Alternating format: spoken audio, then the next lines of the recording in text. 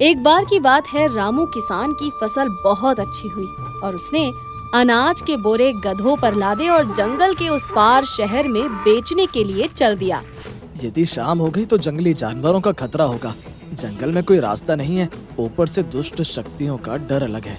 अचानक रामू ने देखा कि उसे एक साफ सुथरी पगडंडी दिखाई दे रही है। सीधा साधा रामू बहुत खुश हुआ और सोचने लगा, पगडंडी के ऊपर चुपचाप चलता हुआ अपने आप ही शहर पहुंच जाऊंगा। और फिर अपने गधों को लेकर पगडंडी पर चलने लगा। रामू को ये नहीं पता था कि ये पगडंडी एक जादूगर ने बनाई है। गुरुजी, मुझे अमरता प्राप्त करने के लिए क्या करना होगा? मैं सभी सीढ़ियां प्राप्त कर चुका हूँ। तुझे घने जंगल में भैरव उपासना करनी होगी, वही तुझे सही रास्ता दिखाएंगे। जादूगर ने कड़ी आराधना की। एक दिन जोर से बिजली कड़की, आसमान हरे रंग का हो गया और आकाशवाणी हुई, 51 मनुष्यों का दिमाग अपने गुरु को अर्पण करने से तुझे अमरता का मूल मंत्र प्राप्त होगा। जा, साधना पूरी कर। 51 मनुष्यों को अपने जाल में फंसाने के लिए मुझे योजना बनानी होगी। उसने जंगल में लोगों को अपने पास तक लाने के लिए जादुई पगडंडियों का जाल बिछाया हुआ था। जो भी उस पगडंडी पर चलता, पगडंडियों के जाल में फंसा चला जाता और आखिरकार जादूगर के पास जाकर ही रुकता। अरे ये पगडंडियां तो खत्म होने का नाम नहीं ले रही। कहीं ये किसी जादुई शक्ति का जाल तो नहीं? अब जो भी हो, निपटना तो होगा।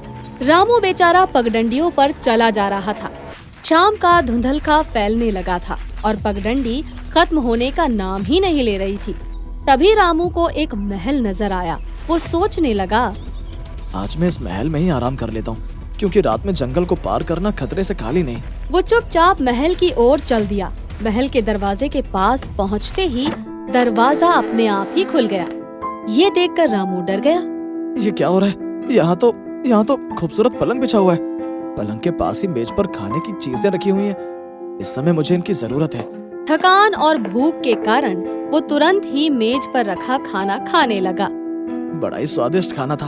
अब तो बड़ी जोर की नींद आ रही है। सो जाता हूँ, जो होगा देखा जाएगा। और रामू चुपचाप पलंग पर सो गया। सुबह जब सो के उठा तो उसने देखा कि वो एक पिंजरे में कैद है। हे भगवान, ये कैसे हो गया? मैं तो पलंग पर सो रहा था, इस पिंजरे में कैसे आ गया? यहाँ तो पहले से ही बहुत लोग बंद हैं। कहीं मैं कोई सपना तो नहीं देख रहा? तभी पिंजरे के दरवाजे के सामने एक बड़ा ही काले रंग का विशालकाय जादूगर आकर खड़ा हो गया। जादूगर चेहरे से ही बहुत ही खूंखार नजर आ रहा था। प्यारे दोस्तों, मैं जादूगर अखंडानाथ हूँ। क्या आप जानना चाहते हैं आपको यहाँ क्यों लाया गया है? जरूर, बिल्कुल, जल्दी बताइए। जब मैं अपने देवता की पूजा कर रहा था तो भविष्यवाणी हुई कि मैं अपने गुरु को 51 मनुष्यों का दिमाग उपहार में दूं। इसलिए इंसानों को अपने जाल में फंसाने के लिए मैंने पगडंडियों का जाल बिछाया। यानी कि घने जंगल में चलते हुए हमें तो साफ सुथरी पगडंडियां दिखाई दे रही थी। वो तुम्हारा जादुई जाल था। बिल्कुल सही समझे। जैसे शिकारी जाल बिछाता है, मैंने भी इंसानों को पकड़ने के लिए पगडंडियों का जाल बिछाया था। जो भी इंसान इन पगडंडियों पर चलेगा वो सीधा मेरे महल तक आकर रुक जाएगा और फिर मैं उसे कैद करके उसका दिमाग अपने गुरुजी को भेंट में दे सकूंगा। ये तो घोर अन्याय है। हमारी इच्छा के बिना तुम हमारी हत्या नहीं कर सकते। मूर्ख, मैं सब कुछ कर सकता हूँ। आज तुम सब 51 हो गए हो, इसलिए तुम सब तैयार हो जाओ, क्योंकि मैं एक एक करके हर इंसान का दिमाग निकाल लूंगा और फिर अपने गुरुजी को दे दूंगा, जिसके बदले में मेरे गुरुजी मुझे अमर होने का वरदान देंगे। जादूगर की ये बातें सुनकर वे सब बहुत डर जाते हैं। रामू ने देखा कि दूर दूसरे पिंजरे में जादूगर का तोता भी था। जादूगर उसी की आज्ञा से अपने सभी काम करता था। जादूगर इतना मूर्ख है कि अपना हर काम करने उस तोते की राय या आज्ञा लेनी पड़ती है। अगर हम अपनी बुद्धि, धैर्य और विवेक से काम लें तो हम इस जादूगर को मूर्ख बनाकर इसकी कैद से निकल सकते हैं। रामू ने सोचा कि इस तोते का कोई ना कोई राज जरूर है। उसने हिम्मत करके जादूगर से पूछा, जादूगर जी, मरने से पहले सबकी एक इच्छा पूरी की जाती है। क्या आप मेरी इच्छा पूरी नहीं करेंगे? क्यों नहीं, बोलो, क्या है तुम्हारी आखिरी इच्छा? आप इतने महान होते हुए भी इस छोटे से तोते को इतना महत्व क्यों देते हैं? जादूगर ने सोचा, ये सब तो मरने ही वाले हैं, इन्हें अपना राज उन्हें बता देता हूँ। ये राज की बात है। मेरी सारी शक्तियाँ और मेरा दिमाग इस तोते के अंदर ही है। अगर ये तोता नहीं तो समझो मेरी बुद्धि नहीं, जिसके बिना मैं कुछ नहीं। जादूगर तोते को प्यार करते हुए बोला, तुम मेरे पास इन लोगों को भेजो ताकि मैं उनके दिमाग को परख सकूं। विजय, तुम यहाँ आओ। रामू ने सभी को अपनी योजना समझाई और जादूगर के पास चला गया। तुम क्यों आए हो? मैंने तो विजय को बुलाया है। प्यारे जादूगर, विजय अपनी बुद्धि घर पर भूल आया है, इसलिए मैं आ गया हूँ। तुम क्या मुझे मूर्ख समझते हो? भला ऐसा कैसे हो सकता है कि कोई अपनी बुद्धि या दिमाग घर में छोड़कर आ जाए? आपने भी तो अपना दिमाग, अपनी जादुई शक्तियाँ अपने तोते के अंदर रखी हैं, तो भला हम अपना दिमाग घर में नहीं भूल सकते? जादूगर को लगा बात तो सही है। जादूगर बड़ा परेशान हुआ। उसे ये मालूम नहीं था कि बुद्धि को घर में भी भूला जा सकता है। उसके बाद तोते ने जिनका नाम भी पुकारा, सब बोले, हम अपनी बुद्धि घर में छोड़ कर आए हैं। प्यारे इंसानों, मैंने इतने दिनों तक तुम्हें खिलाया पिलाया और अच्छे प्रकार के अपने महल में रखा। मुझे विश्वास है कि अगर तुम सबको तुम्हारी बुद्धि लाने के लिए वापस तुम्हारे घर भेजो तो तुम जल्द ही अपनी बुद्धि लेकर वापस आ जाओगे। हाँ, क्यों नहीं, इतना तो हम कर ही सकते हैं। जाओ, साथ में याद रखना कि तुम सब अगर 2 दिन में वापस नहीं आए तो सबके सब बंदर बन जाओगे और तुम्हारे घर वाले खुद ही तुम्हें घर से निकालकर बाहर फेंक देंगे। जादूगर ने सबको आजाद कर दिया और सभी गांव वाले किसी तरह से जान बचाकर अपने अपने घर को पहुंचने लगे और फिर गांव के सरपंच को अपनी परेशानी बताई। तो ये बात है, हमें गांव की बूढ़ी पंडिताइन से मिलना होगा, क्योंकि पंडिताइन ग्रहों नक्षत्रों को अच्छी तरह से जानती है और वही बता सकती है कि हम क्या करें जिससे कि जादूगर तुम सबको छोड़ दे। सब गांव की बूढ़ी पंडिताइन के पास चले गए और अपनी समस्या पंडिताइन को बताई। देखो, यहाँ घबराने की कोई बात नहीं है। तुमने दिमाग से काम लेकर अपने को बचाया है, ठीक? दोबारा भी दिमाग से काम लेना होगा। तुम सब जादूगर के पास लौट जाओ। रुको, अब तुम्हें जादूगर से कहना है कि तुम्हारा दिमाग तुमने धोकर बाहर सुखाने को रखा था और कोई चोर आकर उसे चुरा कर ले गया। वो नहीं मानेगा। तुम कहना उसने तुम्हें महल में रखा, खिलाया पिलाया, इसलिए उससे बहुत प्यार करते हो, इसीलिए तुम लोग वापस आ गए हो। अगर वो ना माना तो क्या होगा पंडिताइन? अरे मूर्खो, सुनो, जब वो चोर का नाम पूछे तो उसे विकराल राक्षस का नाम बता देना। ये कौन है? वो एक बड़ा ही शक्तिशाली राक्षस है और जादुई विद्या उसे भी आती है।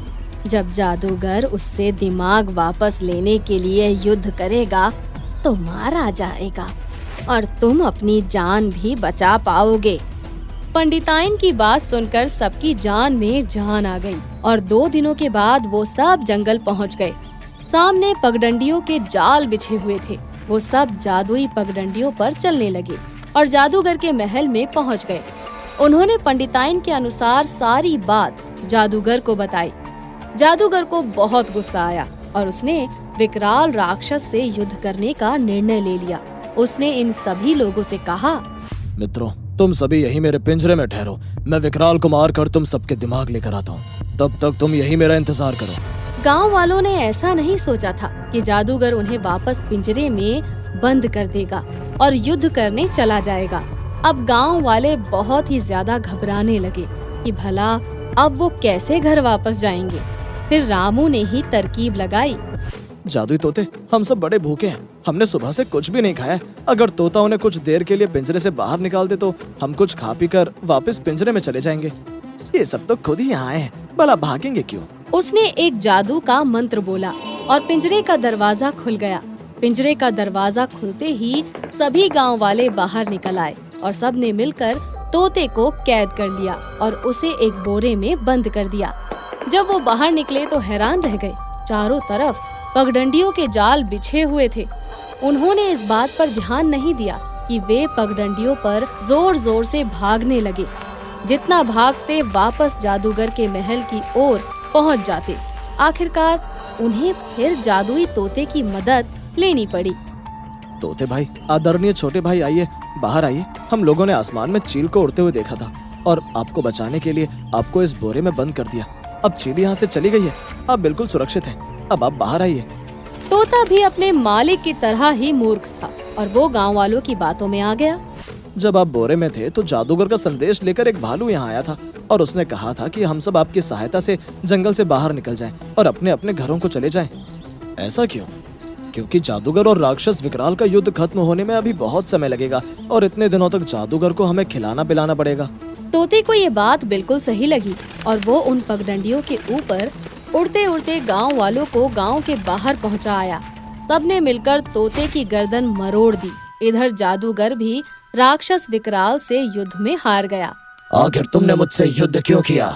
तुम्हें सभी गांव वालों ने मिलकर बुद्धू बना दिया है। मैंने किसी का मस्तिष्क नहीं चुराया और किसी का मस्तिष्क कभी चुरा भी नहीं सकते, क्योंकि वो शरीर के अंदर होता है। उसे कोई छू नहीं सकता, ना ही अपने शरीर से अलग कर सकता है। ये सुनकर जादूगर को बहुत गुस्सा आया और उसने सोचा, उनकी इतनी हिम्मत, उन्होंने मुझे मूर्ख बना दिया। मैं तुरंत उनकी हत्या कर उनका मस्तिष्क भविष्यवाणी के अनुसार अपने गुरुजी को दे दूंगा। जादूगर का सारा जादू तो जादुई तोते में था।